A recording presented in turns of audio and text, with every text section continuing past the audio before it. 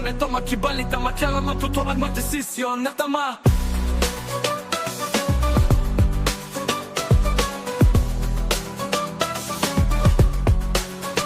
Skip the scroll and stream at every 36 news stream. Kasama si Justin, di sa neto makibalita makialam matuto at magdesisyon na tama, magdesisyon na tama.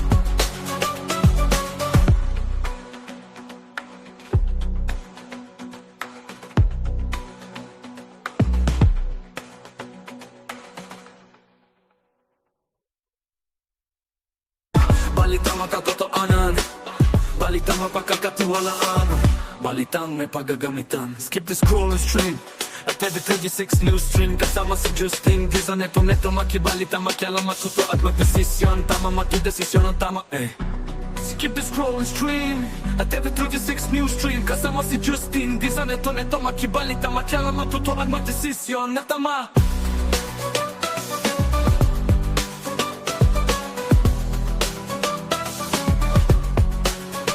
Skip the scroll and stream at every 36 news stream. Kasama si Justin, di sa neto makibalita makialam matuto at magdesisyon na tama, magdesisyon na tama.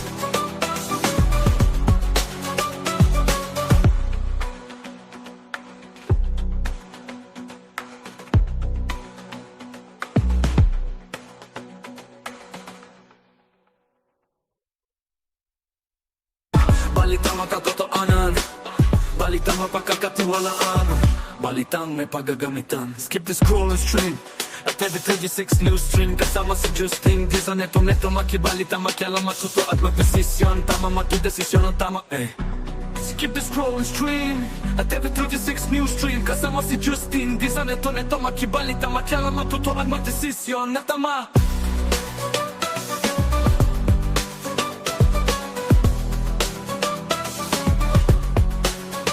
Skip the scroll and stream at every 36 news stream. Kasama si Justin, di sa neto makibalita makialam matuto at magdesisyon na tama, magdesisyon na tama.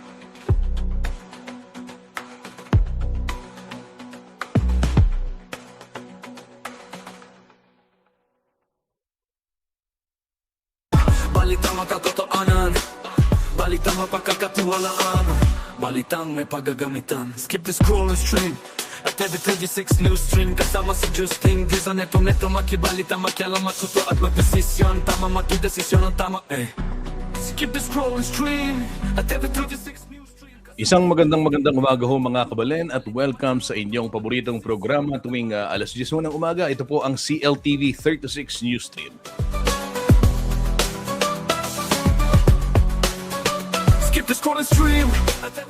Kumusta kayo po? Holiday po ngayon mga kabalen at medyo relax lang si Kuya Justin dahil yung boses niya ay missing. Sino ho dito ang nawawalan na rin ng boses dahil sa malamig na panahon? Ayan. Kumusta? Samahan niyo ako sa ating isang oras ng balitaan at marami ho tayong mga pag-uusapan kaliwat kanan etong mga festival. Dede pong miyaliwang okasyon kaya diking Labuad, Kapampangan. Alam naman ho natin pagka ganitong Burr months ay napakaraming pwedeng pasyalan, napakaraming pwedeng puntahan dito ho sa ating lalawigan sa Pampanga at syempre yung mga ibang kaganapan din sa Central Luzon.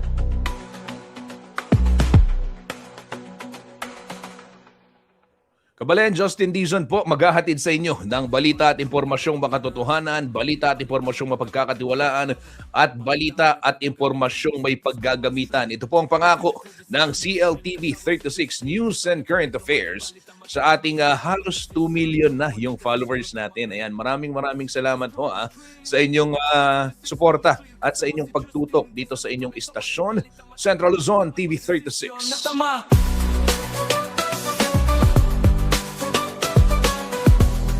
Live na live ho itong napapanood sa ating Facebook pages. Itong nakikita ninyo dito sa aking itaas, yung ating YouTube channel din, nandiyan din sa itaas.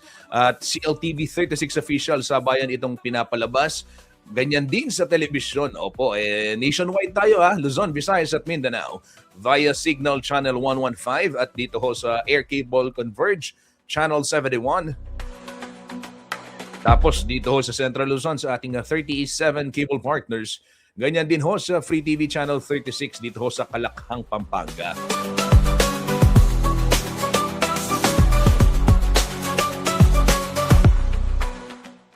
December 8, feast day po ng Immaculate Conception and wala hong pasok dito ho sa ating bansa, holiday. Silipin muna natin bago tayo magpatuloy dito sa mga ilang anunsyo, ilang mga announcement, mga balita. Makipagkumustahan muna tayo, di ba? May pangumusta mo pa, tutuan, holiday naman po, kabalen, di ba? Ito, nakatutok sa ating programa si Angelo Redaha. Advance happy 68th birthday, Nanay Emma Redaha. Ayan, next week. Ilang tulog na lamang sa susunod na linggo ay sa darating na Sunday, birthday ho ni Nanay Emma Redaha. Ayan, isang pagbati at maraming salamat, Angelo. Ayan, nakatutok si Angelo sa ating programa. Happy long weekend morning, Kuyang Justin Dizon. 17 days na lamang. Merry Christmas na at 24 days before 2026. Ayan. God bless mula po sa Malolos City, Bulacan. Ayan, nakatutok si Angelo sa ating programa. Maraming salamat, Angelo Redaha.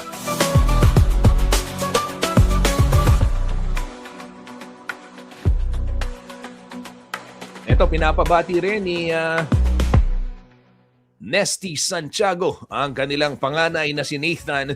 Happy birthday to our firstborn, Nathan. Ayan, sabi ni Nesty Santiago, happy birthday, Nathan. At good health. Ayan ang aking wish para sa iyo. Ayan. Sino pa? Ito, nakatutok din, syempre. Ating kaibigan, Joel Stephen Manalo ng Barangay Santo Domingo, Minalin, Pampanga. Ayan. Panaya pong Manalbe. Kumusta na, Justin? Ay, ni Kuya Joel, bungad damo. Huling magbisikleta ng Abak Marado na niyang Domingo. Ay, nang karimlang. Itang potang sasapulan mo yung hangin. Ito bala may lang ikuwak bulan. Ito. Makanya ning panahon. Pero balo mo, Kuya Joel, pati makanyang karimlan Ganyaman, itang pakapali, Araben. Sige ho, mga kabalin. Silipin muna natin sitwasyon ng trapiko sa iba't ibang bahagi po ng North Luzon Expressway ngayon pong araw ng Lunes, December 8, 2025.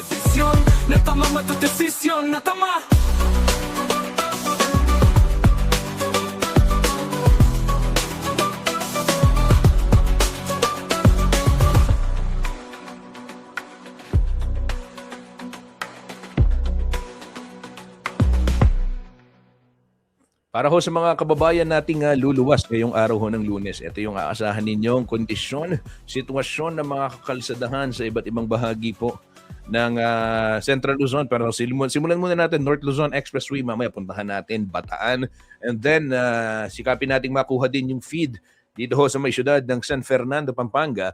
So ito, North Luzon Expressway sa mga babiyahe. Ito hong dito muna tayo sa gawing itaas, yung area ng Balintawak Toll Plaza. Sa mga patungo ho ng norte, sa oras na ito, wala hong masyadong pila. Halos walang sasakyan going north. Diyan ho sa Balintawak Toll Plaza, and then yung mga approaching naman ng Metro Manila ay maluwag din ang sitwasyon sa mga oras na ito, 10:16 araw ho ng Lunes yan. Ngayong December 8, Pagdating naman ng Mapulang Lupa, Valenzuela, magkabilang linya ay continuous traffic flow at light traffic din. Siyempre, holiday. Maluwag ho ang sitwasyon dyan sa may Mapulang Lupa, Valenzuela. Pero kung kayo po ay maglalagi o ika nga ay magpabanda ko po kining Mindanao Toll Plaza, kung kayo po'y galing ng ating rehiyon, gitnang Luzon, and then planong lumabas, mag-exit dyan sa Mindanao Toll Plaza going to Metro Manila, ayan, aasahan ninyo, bahagyang-bahagya lamang ay yung pila dahil may roadworks doon sa Toll Plaza. Pero hindi po masyadong mahaba as unlike yung mga normal working days natin, syempre. And may Kawayan Interchange, magkabilang linya, dito muna tayo sa gawing ibaba. Leftmost box mga kabalen ay light traffic sa mga oras na ito. Ganyan din ang scenario dyan ho sa may Bocaue Toll Plaza. Maluwag ang sitwasyon going south, going Metro Manila, and then ito hong mga patungo rin ng norte dito ho sa ating rehiyon, gitnang Luzon. And of course, northern Luzon ay light traffic. Tuloy-tuloy ho yan hanggang sa may syudad ng San Fernando, Pampanga. Light traffic po yung portion ng NLEX. Yan ho'y real-time traffic monitoring via NLEX Corporation.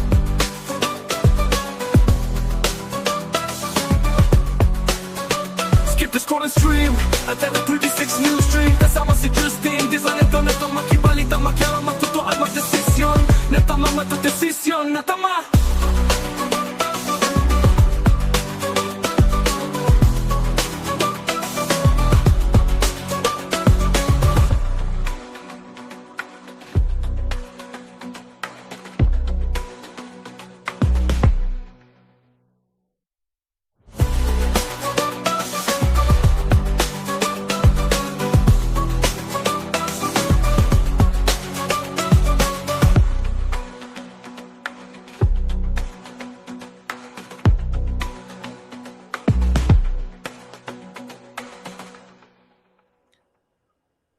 Dahil long weekend ngayon, I'm sure marami ho yung mga pauwi rin o yung pauwi ng Metro Manila galing ho sa mga, syempre, destination dito ho sa ating bansa at isa sa mga puntahan. Alam natin yung mga dagat dyan sa Bataan, dyan din sa Zambales, mga tropa sa Liwa, kila Kuya Bot, dyan sa Liwa. Marami hong mga sigradong bumiyahe. Kaya naman, eto, sitwasyon ng kalsada sa ilang bahagi po ng lalawigan ng Bataan ngayon pong alas 18 ng umaga, araw ho ng Lunes. At the 36 News Stream. Kasama si Justin. Di sa neto makibalita, makyara, matuto at magdesisyon. Natama matudesisyon, natama. Marami-raming sasakyan ngayon Ganito pala sa Bataan, pag holiday, mas busy yung kalsada. Kasi usually, di ba, every time na tayo mag-traffic update dyan sa lalawigan ng Bataan, mapapansin ho ninyo, ay halos walang laman yung frame. Pero ngayon, ayan, nakikita natin dito ho sa area ng Balanga, ay may mga sasakyan. Yan ho yung sinasabi ko. Dahil nga, I'm sure, maraming mag-uuwian talaga galing ng mga resorts, dyan sa Bataan, dyan sa Zambales, Olongapo, Subic, syempre. At ayan ho, marami-raming mga sasakyan dito sa may area. Pero light traffic, layak, maluwag ang kalsada. Diyan ho sa may Coolies Crossing, San Pedro, Abukay, light traffic din. Balanga, light traffic din. Paalala, mahigpit na ipinatutupad dito pong speed limit. Diyan sa lalawigan ng Bataan, lalo na ho ngayon mga kabalen, ito hindi ho tayo nananakot. Ito ipawang paalala lamang ni Kuyang Justin Dizon. Alam niyo ho, tuwing December, tuwing magbabagong taon and or first week of the year, di ba? Madalas, meron tayong maiulat na mga road crash, insidente ho ng road crash dyan sa Olongapo Gapan Road o yung Jose Abad Santos Avenue, mula ho dito sa Pampanga all the way doon sa may lalawigan ng Bataan. Madalas masangkot dyan, syempre iba-iba, may mga bus na, mga pampublikong sasakyan, meron din mga privado, pero naalala niyo dati merong jeep na ganun din, New Year, di ba? Kaya ako mga kabalen, ito hong mga ganitong road crash, hindi lang sa balita nangyayari ho sa totoong buhay at totoo ho yung mga balitang yun. Ang punto natin dito ay panatilihin natin yung kaligtasan, disiplina sa kalsada, maiiwasan yung mga ilang bagay na pwedeng maiwasan. Of course, accidents are are not preventable, ika nga, ano? Or our accidents are preventable, di ba? Pwedeng iwasan. Pwede kong iwasan yan. Kaya hindi rin tinatawag na aksidente. Actually, road crash ang tawag natin kasi pag sinabi aksidente, walang may kasalanan, hindi mapipigilan, etc. Pero may mga pagkakataon, ayon nga ho sa mga eksperto, yung mga insidente ng road crash, ayan, preventable yan, maraming porsyento. No? At kabilang sa mga dapat tignan ng mga babiyahe, ito, kahit na ulit-ulitin natin, hindi naman na masamang pagsawaan, ulit-ulitin, yung reminder natin sa mga motorista. Ito yung tinatawag nating blow bagets, mapaalala ho ng ating Land Transportation Office. Ano ba yung mga dapat nating tignan? Baterya, battery, lights, oil, water, brake, air, gas, engine, tire, and self. Napaka-importante nung panghuli kasi ito, di ba, may mga napapanood tayo mga dashcam video lately. May nakita ako, isang motor, bumangga sa isang kotse. Ang layo na nung pasok niya. Dahil inaantok yung driver, di ba? So yan ho yung mga dapat nating tignan, dapat nating bantayan din. Lalong-lalo na ngayong holiday season na marami ho yung mga babiyahe. Siyempre, uwian sa mga probinsya, pasyalan, pupunta sa mga kamag-anak, sa mga kaibigan, may mga reunion, kaliwat kanan. At isa pang dapat tignan, siyempre, maliban yung sasakyan, yung kondisyon ng sasakyan. Dahil binabanggit ko, yung kondisyon ng sarili. Hindi lang ho sa puyat, yung dapat bantayan natin. Pati yung ating mga kinakain. Paalala ko yan ng mga health expert, mga kabalin. Dahil, of course, kaliwat kanan nga, yung mga merriment, kung tawagin, yung mga okasyon, mga Christmas parties, and kahit naman na paunti-unti lang, ika nga, di ba? Kahit na pakurot-kurot lang, kung tawagin. Kung 12 Christmas party naman yung pinuntahan mo. Di ba? Kahit naman kurot-kurot lang kung naka-12 Christmas party ka na, baka naman meron na yan, may tama na yan sa iyong pangangatawan, di ba? Yan yung sinasabi ng mga experts. Hindi, totoo ho ito, di ba? And from experience din, totoo, pag kumakain ka talaga ng maraming, ika nga, yung mataas na kolesterol, mabilis ding maramdaman, lalo na ho para sa mga nagme-maintenance, di ba?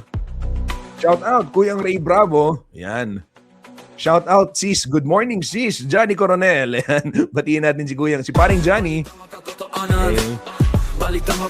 Mini paring Johnny, maingat kami sa pagkain, di ba? Skip the scroll and stream at every 36 news stream kasama si Justin di sa neto makibalita makialam matuto at magdesisyon tama makidesisyon ang tama Skip the scroll and stream. Kabalan, bigyan daan muna natin public service announcement mula po dito sa City Public Order and Safety Coordinating Office ng Ciudad San Fernando o CPOSCO. Ito po, missing person. Ito. Skip the scroll and stream at every 36 news stream kasama si Justin di sa neto makibalita makialam matuto at magdesisyon netama matudesisyon natama. Mula ho sa City Public Order and Safety Coordinating Office o CPOSCO, Ciudad San Fernando, pinaghahanap po ng kanyang mga kaanak si James Matthew Sese. 24 years old at huli po siyang nakita nitong 9:50 ng gabi. Pinost ito kahapon itong ng CPOSCO just last night. So huli siyang nakita nakasuot sa SM Robinsons diyan sa may highway, nakasuot ng yellow shirt, red pants at merong bag. Balita makatotoanan. Mga kababayan ho natin na merong impormasyon sa whereabouts ni James Matthew Sese. Ayon na rin sa CPOSCO, nakapost sa kanilang page ito. Mangyari lamang tumawag ho sa 0948-753-8149. Justin, di sa neto makibalita makialam matuto at magdesisyon natama.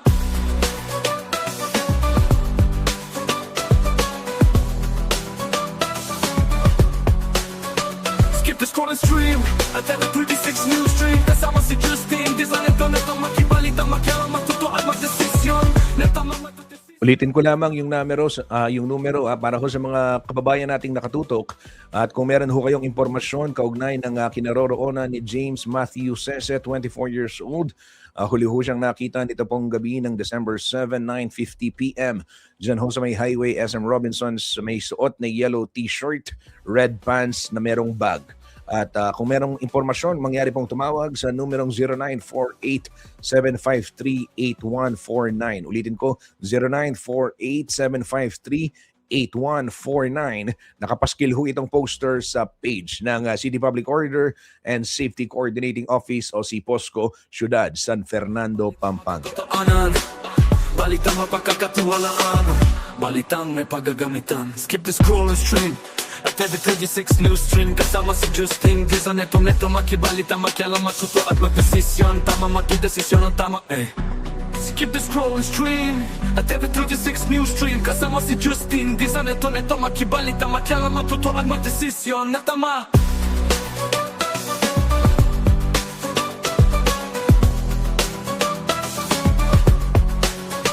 Skip the scroll and stream at every 36 news stream. Kasama si Justin Giza, neto makibalita, makialam, matuto at magdesisyon na tama, magdesisyon na tama.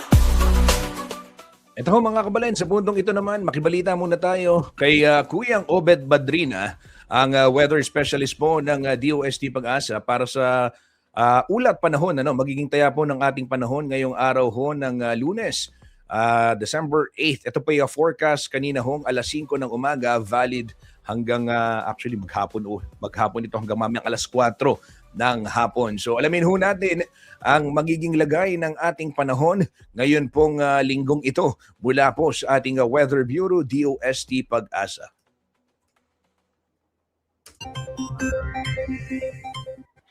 Magandang umaga po sa inyong lahat at live mula dito sa Pag-asa Weather Forecasting Center. Narito na ang lagay ng ating panahon ngayong araw ng Lunes, December 8, 2025, solemnity po ng Immaculate Conception. At ngayon nga sa ating latest satellite images, makikita po natin itong low pressure area, ito yung bagyong Wilma. Kahapon ay humina at naging isang low pressure area na lamang ang bagyong Wilma. At base sa datos natin, ito pong orange, ibig sabihin medium chance na lamang or medium po yung posibilidad na ito ay bagyo. Kung magiging bagyo ito in the next 24 to 48 hours. Pero base po sa mga datos natin, mas malaki yung posibilidad na tuluyan po malulusaw na itong low pressure area na ito. So patuloy po natin itong i-monitor. Samantala, patuloy pa rin ang pag-ira ng shear line at ng northeast monsoon at ito magdadala ng mga pag-ulan sa malaking bahagi ng Luzon, lalong-lalo na dito sa may eastern section ng northern at northern central hanggang southern Luzon. Samantala po, ang low pressure area natin na huling namatan dito sa may katubigan malapit sa may bahagi ng Colasi sa Antique, inaasahan natin magdadala ng mga pag-ulan sa Mimaropa at sa Western Visayas. Mapapansin naman natin malaking bahagi ng Visayas at Mindanao walang masyadong kaulapan kaya maaasahan natin or inaasahan natin na maaliwalas sa magiging panahon ngayon sa malaking bahagi ng Visayas at Mindanao maliban na lamang sa mga localized thunderstorms. Maliban nga sa monitor nating low pressure area, wala na tayong namamatang anumang iba pang mga low pressure area o bagyo sa labas ng Philippine Area of Responsibility. At ngayong araw nga dito sa Luzon, inaasahan po natin ang mga pag-ulan sa malaking bahagi ng silangang bahagi ng Luzon mula po sa Cagayan Valley Region, kasama yung Aurora, Quezon, gayon din itong Bicol Region at yung area ng Mindoro. Ito po ay dulot ng epekto ng shear line, gayon din itong low pressure area na ating minomonitor. Samantala, ang northeast monsoon o amihan ay magdadala rin ng mga pag-ulan sa malaking bahagi naman ng Central Luzon, kasama yung nalalabing bahagi ng Calabarzon, maging ang Metro Manila at Batanes. Sa malaking bahagi ng Luzon ngayon, mag-ingat pa rin sa mga posibilidad ng mga biglaang pagbaha, mga flash floods at pagguho ng lupa or landslide dulot nga ng mga pag-ulan na nararanasan natin dulot ng shear line, ng northeast monsoon at ng low pressure area. Ang malaking bahagi naman ng Ilocos Region ngayong araw ay makararanas ng mas maliwalas na panahon maliban sa mga pulupulong maihinang pag-ulan dulot ng hanging amihan. Agwat ang temperatura sa lawag nasa 21 to 30 degrees Celsius. Sa Baguio naman, 13 to 24 degrees Celsius. Sa Kamaynilaan, nasa 24 to 29 degrees Celsius. Sa Tagaytay, 21 to 28 degrees Celsius. Sa Tuguegarao, nasa 22 to 26 degrees Celsius. Habang sa Legazpi, nasa 24 to 28 degrees Celsius. Base sa mga datos natin, magpapatuloy yung epekto ng hanging amihan ngayong linggo. Kaya asahan natin sa malaking bahagi ng Luzon, lalong-lalo na sa Northern and Central Luzon, kasama yung Metro Manila, mas malamig na panahon yung mararanasan natin sa linggong ito. Samantala, dito naman sa Palawan, inaasahan natin ang malaking posibilidad ng mga pag-ulan. Dulot yan ng low pressure area na nandito nga sa may bahagi ng Western Visayas. Agwat ang temperatura sa Calayan Islands, 24 to 29 degrees Celsius. Sa Puerto Princesa, 25 to 32 degrees Celsius. Samantala naman, asahan natin mga pag-ulan sa Western Visayas dulot ng low pressure area, habang ang malaking bahagi ng Kabisayaan makararanas naman ng mga localized thunderstorms. Agwat ang temperatura sa Iloilo nasa 25 to 28 degrees Celsius. Sa Cebu naman, 25 to 30 degrees Celsius. Habang sa Tacloban, 25 to 31 degrees Celsius. Malaking bahagi rin ng Mindanao ay makararanas ngayon ng mas maaliwalas sa panahon, bagamat posible pa rin yung mga localized thunderstorms, kadalasan sa hapon hanggang sa gabi. Agwat ang temperatura sa Zamboanga, 24 to 33 degrees Celsius. Sa Cagayan de Oro naman, 24 to 30 degrees Celsius. Habang sa Davao, 25 to 32 degrees Celsius. At ngayong alas 5 nga na umaga ay nag-issue po tayo ng weather advisory. Ito inaasahan natin na malalakas sa mga pag-ulang maaring maranasan sa susunod ng hanggang 3 araw. So today po, asahan natin ang malalakas sa mga pag-ulan pa rin sa malaking bahagi ng Cagayan Valley Region kasama may Aurora, Quezon at gayon din dito sa may Oriental Mindoro. Ito po ay dulot ng low pressure area at ng shear line na nakakaapekto dito sa Luzon. Ito po yung mga lugar na maging alerto po no, sa mga posibilidad nga ng malalakas sa mga pag-ulan na maaaring magdulot ng mga flash floods and landslides. Pagdating ng araw po ng Martes bukas, magpapatuloy yung mga pag-ulan lalong-lalo na dito sa may area ng Cagayan Valley Region at Cordillera. Mag-ingat po kayo dahil tuloy-tuloy po itong mga pag-ulan na to. Ito ay dulot pa rin ng shear line na magpapatuloy hanggang araw ng Miyerkules, December 10 po. So dahil sa inaasahan natin na malalakas sa mga pag-ulan dito sa may eastern section ng Northern Luzon kasama ang Cordillera, ay kailangan po maging alerto itong mga kababayan natin sa bahaging ito ng ating bansa, ng Luzon, lalo't posible nga yung mga landslides and flash floods. May nakataas pa rin po tayong gale warning sa lagay ng ating karagatan, partikular na dito sa may silangang bahagi ng Northern Luzon, partikular na itong silangang baybayin ng Cagayan. Ito po yung mga lugar ng Santa Ana, Gonzaga, Lalo, Gataran, Bagao, Peña Blanca, kasama yung Babuyan Islands, itong Babuyan Island at Camiguin Island. Inaasahan natin na magiging maalon yung karagatan, kaya delikado pa rin magayag yung mga maliit sa sakayang pandagat, mga bangka sa mga baybayin po ng Cagayan. Sa iba pang bahagi ng Luzon, inaasahan natin yung katamtaman hanggang sa maalong lagay ng ating karagatan, habang sa nalalabing bahagi ng ating bansa, Banayad hanggang sa katamtaman yung inaasahan natin na magiging kondisyon ng ating karagatan. Samantala, ang ating araw ay sisikat mamayang 6:09 na umaga at lulubog, ganap na 5:27 ng hapon. At muli po, no, sundan tayo sa ating iba't ibang mga social media platforms, sa X, sa Facebook at YouTube, at sa dalawang websites ng Pag-asa. Una po yung pag-asa.doc.gov.ph at dito sa panahon.gov.ph, kung saan makikita nyo real-time at nakamapa sa ating bansa ang mga ini-issue natin ng mga weather information po, particular na mga rainfall advisories, kasama yung thunderstorm advisories, heavy rainfall warning at flood advisories sa buong bansa. Real-time po yan, kaya bumisita po kayo sa panahon.gov.ph. At live na nagbibigay update mula dito sa Pag-asa Weather Forecasting Center. Ako naman si Obet Drina.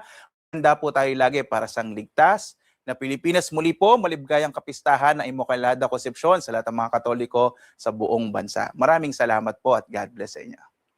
Balitang mapagkakatiwalaan, balitang may paggagamitan. Skip the scroll and stream at every 36 news stream. Kasama si Justin, di sa neto makibalita, makialam, matuto at magdesisyon. Tama, matudesisyon ang tama, Skip the scroll and stream. Maraming salamat Kuya Obed Badrina ng DOST Pag-asa para sa iyong ulat panahon, mga kabalen. Isang mabilis na patalastas lamang sa ating pagbabalik. Ito hong mga detalye ng mga balitang dapat niyong malaman ihahatid ko sa inyo. Huwag ko kayong aalis at magbabalik po ang CLTV 36 News Stream makalipas pong ilang mga paalala. Matuto at magdesisyon na tama, matudesisyon na tama.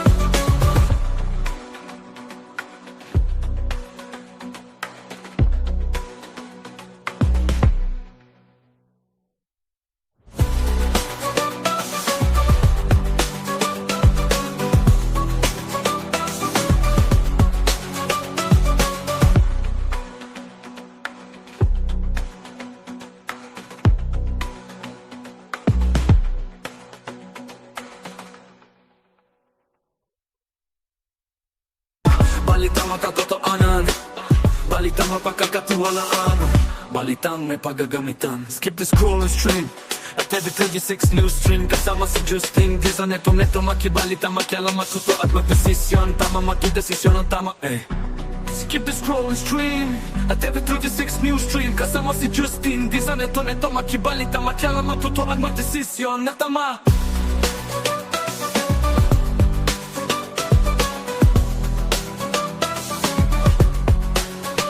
Skip the scroll and stream at every 36 news stream. Kasama si Justin Di sa neto makibalita, makialam, matuto at magdesisyon na tama, matudesisyon na tama.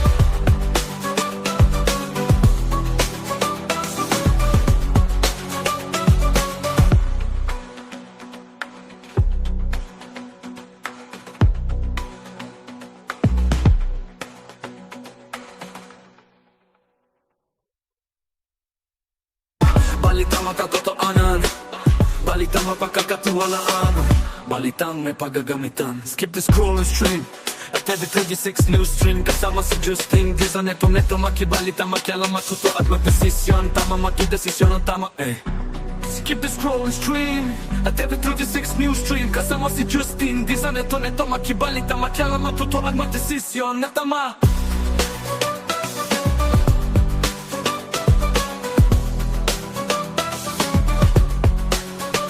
Skip the scroll and stream at every 36 news stream. Kasama si Justin Di sa neto makibalita, makialam, matuto at magdesisyon na tama, matudesisyon na tama.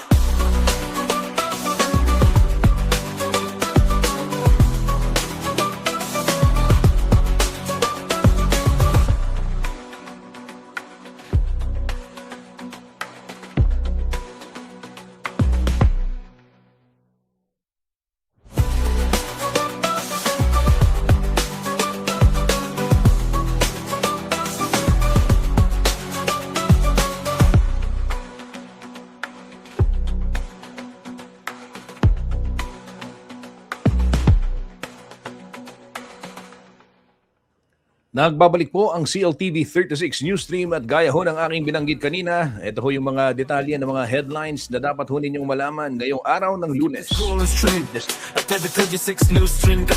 Kumanta pa. December 8, 2025. At magdesisyon, tama, makidesisyon ang tama, Skip the scroll and stream at every 36 news stream. Kasama si Justin Di sa neto makibalita, makialam, matuto at magdesisyon na tama.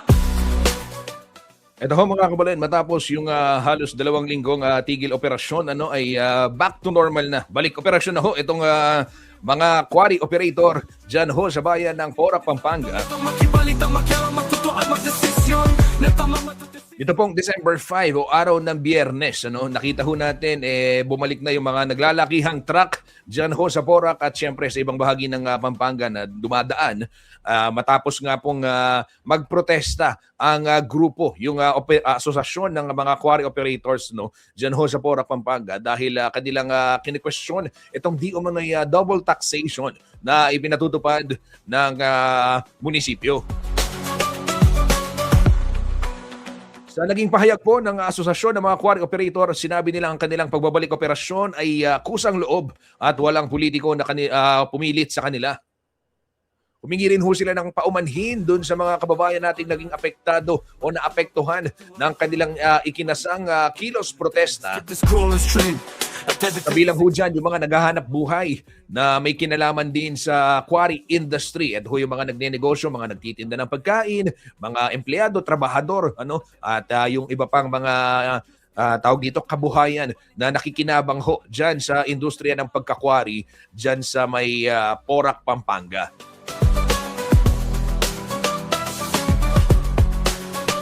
Skip this crawling stream. Attended 36 news. Gaano ba kadami yung miyembro ng asosasyon? Nasa 840 quarry operators ho yan, gaya ng nabanggit ko. At yun pong mga howlers, 850. So binalik na ho nila yung kanilang operasyon. Kaya naman makikita ho na madaling araw, nagsimula na nga, gaya ng sinabi kanina. Tsuno naman, death and track. So sa pahayag po, sinabi ng asosasyon na hindi naman binigay pa ng Porac LGU yung kanila talagang panawagan. Pero ito po at least kanila umanong nairehistro yung kanilang kagustuhan na questionin itong tinatawag na double taxation. Ito yung additional na 100 pesos doon sa iba pa to doon sa tinatawag na 50 pesos service fee at saka yung ecological tax na kung tawagin. And ayon naman ho sa LGU ng Porac, si Mayor Jing Capil, sabi niya, nagpapatupad lamang siya ng ordinansa na kanya pong inabutan nang siya'y mag-assume sa pwesto nitong buwan ng Hulyo. 36 news stream. Kasama si Justin. Di sa neto makibalita. Matyala matuto at magdesisyon na tama. Yan ho ang latest sa bayan ho ng Porac, Pampanga. Wala pang nagbabago. Doon sa statement na nilabas ho ng quarry operator, sinabi nila, hindi sila payag doon sa status quo. So pagkamat status quo, pinakita nila, sinasabi nila, sila po'y tutol dyan sa umiiral na status quo. Ayon na rin yan sa asosasyon ng mga quarry operator dyan sa Porac.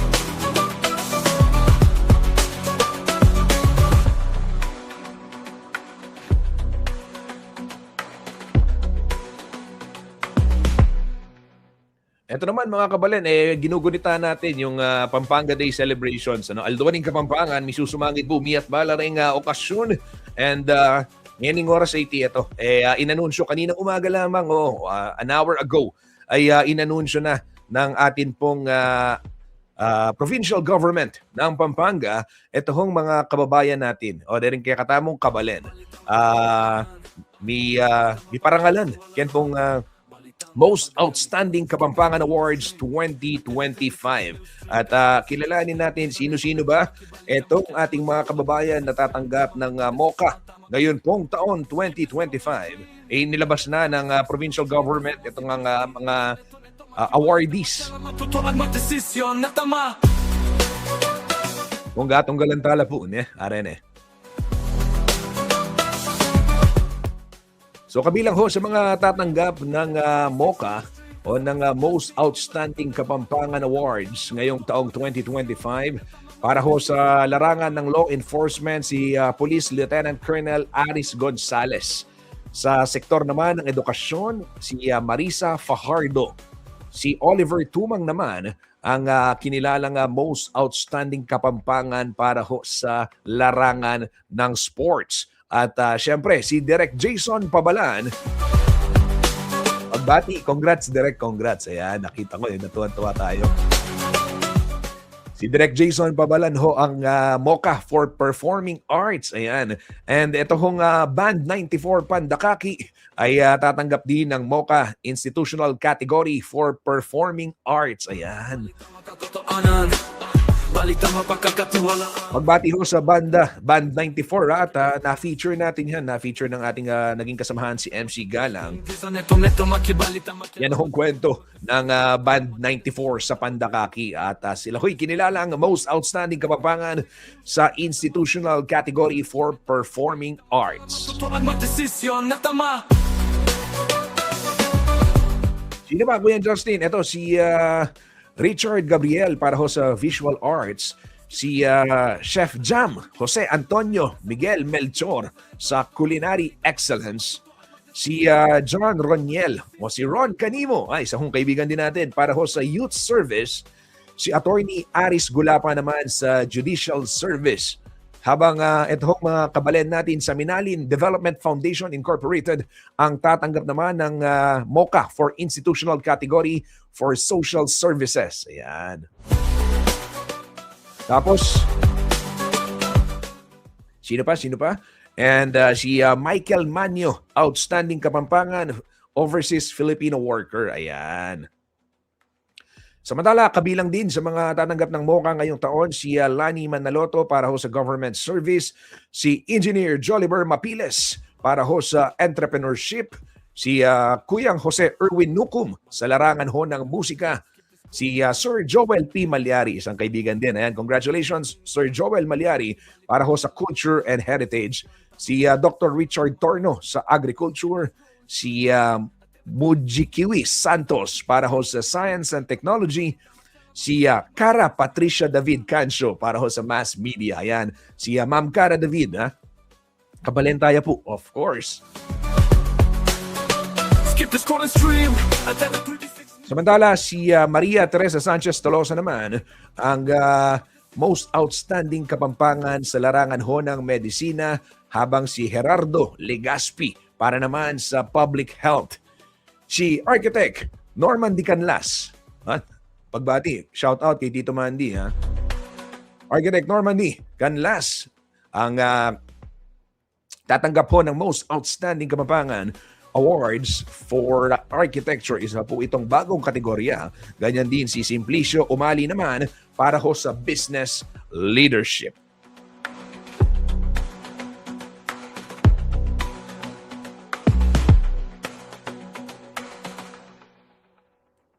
Palakpakan natin yung mga awardees.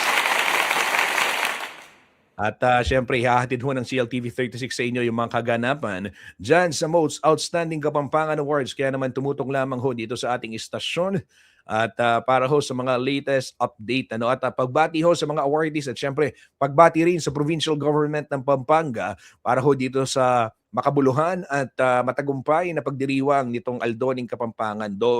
Syempre, alam naman natin kinasanan dito pong fashion show, yung mga exhibit sa SM City Pampanga, binuksan na rin, meron hong exhibit doon, si Maestro Willie Layug.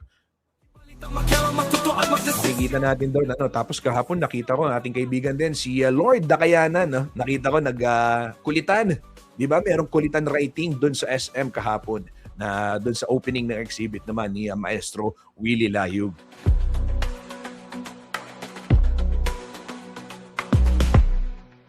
Yan ho kabalan ang latest dyan ho sa Most Outstanding Kapampangan Awards. And ito po, gaya ng binanggit natin, tutok lamang dito sa CLTV dahil ihahatid namin sa inyo yung mga kaganapan dyan sa MOCA. And ito naman, isang matagumpay din na kaganapan at pagbati sa ating mga kaibigan dyan ho sa bayan ng Santa Rita, Pampanga para ho sa kanilang successful na ito nga pagdiriwang ng Duman Festival.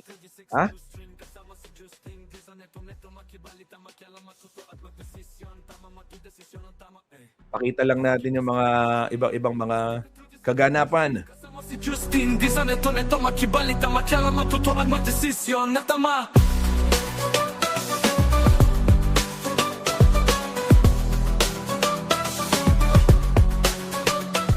Siyempre, congratulations po sa lokal na pamahalaan ng Santa Rita, Pampanga sa pangunguna ni Mayor Reynan Calo. At dahil po dyan sa matagumpay na selebrasyon ng Duman Festival.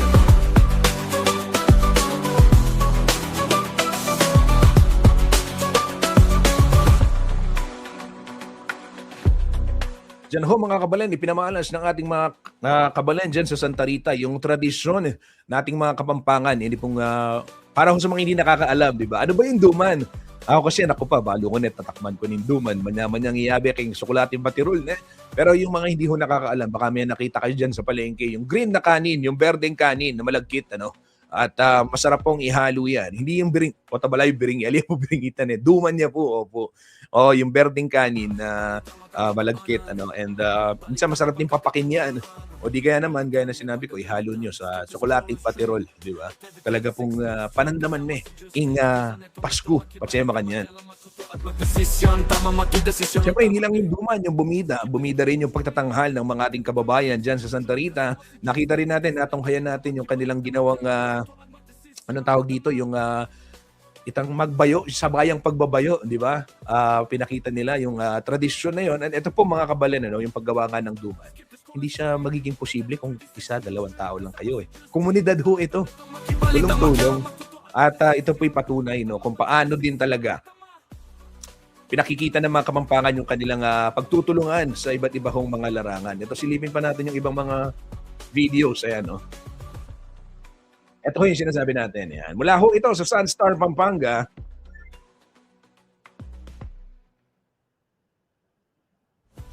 Ayun, title ko nawala. Duman, yan. Duman.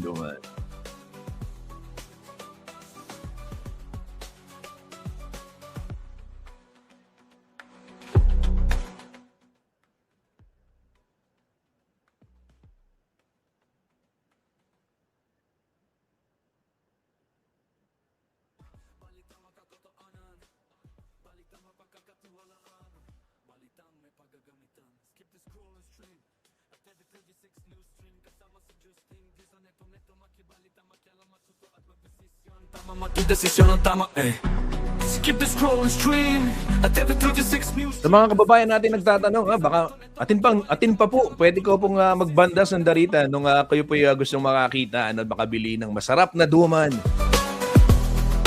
Ayan, dyan ho sa may Santa Rita, Pampanga. No ka rin banda ka no San Fernando. Ating mangutang. O, karata pong may kibalo. Magbanda na ko po Santa Rita nung bisa kayong manyaman na duman. Do, ito pong pamisalida kayo ni kahit mo tulid Angeles sa bandaya. At Santa Rita mo naman kita pong King Carmelite at magtinda duman. Congratulations muli sa mga kababayan natin sa Santa Rita, Pampanga para ho sa matagumpay na pagdiriwang ng Duman Festival. At isang patunay, no, na mahalaga po yung paglingap, itangaw sa tamong preserbasyon kung tawagin ng ating kultura, ano, dahil ito pong Duman Festival, ito isang patotoo lamang na marami ho tayong mga practice, marami tayong mga tradisyon na dapat ipamalas din sa ibang lugar, sa ibang bansa, no? At ito po ika nga, more than that, importanteng ma-preserve natin ito para yung ating pagkakakilanlan, yung ating identity bilang tao, bilang komunidad ay magpatuloy, no, at hindi mawala ng tuluyan. Kasi alam naman ho natin, kaliwat kanan na yung pagpasok ng iba't ibang impluwensya, di ba? Nandiyan na yung social media, yung influences. Matagal na yan, pero mas pumabilis na ngayon, di ba? Pero hanggat nagpapatuloy ho yung mga ganitong aktibidad gaya ng Duman Festival, ay mananatili ho sa atin. Yung ano ba, yung original na sa atin, di ba? Yung nakasanayan natin, nakagawian natin. At isa po itong magandang halimbawa, no, na I'm sure yung iba't ibang mga bansa, iba't ibang mga bayan din. Hindi, totoo naman kahit ibang bansa, di ba? Kasi bakit sa Japan, yung kultura nila, kahit na high-tech na sila, hindi pa rin nila tinatapon yung kultura nila. Di ba? Yung kanilang mga tradisyon, nandyan pa din yung kanilang tradisyon. At ito yung mahalaga nating gawin. Ano? Kaya naman, asahan po ninyo na sa darating na taon 2026 yan, mga kabalen, ay mas marami pang festival ang inyong masasaksihan dito po sa CLTV 36. At syempre, bilang bahagi na rin po ng ating pakikisa, ika nga, di ba, sa tagumpay at pagsusulong o sa matagumpay na pagsusulong ho ng kulturang Kapampangan sa ikatatagumpay palalo. Ay kaya po, makisanmetong kami. Balitang mapagkakatiwalaan, balitang may paggagamitan. Skip the scroll and stream. Muli pagbati ho sa mga kababayan natin dyan sa Santa Rita, Pampanga para sa matagumpay na pagdiriwang ho ng Duman Festival. At eto, 10:54 na. Kailangan na magpaalam ni Kuyang Justin Dizon. Maraming salamat sa lahat ng mga tumutok dito sa ating programang CLTV 36 News Stream. Follow nyo lamang yung aming page at CLTV 36 News dahil tuloy-tuloy tayo sa ating paghahatid ng balita at impormasyon. Kahit na ngayong holiday ay nandyan po tayo.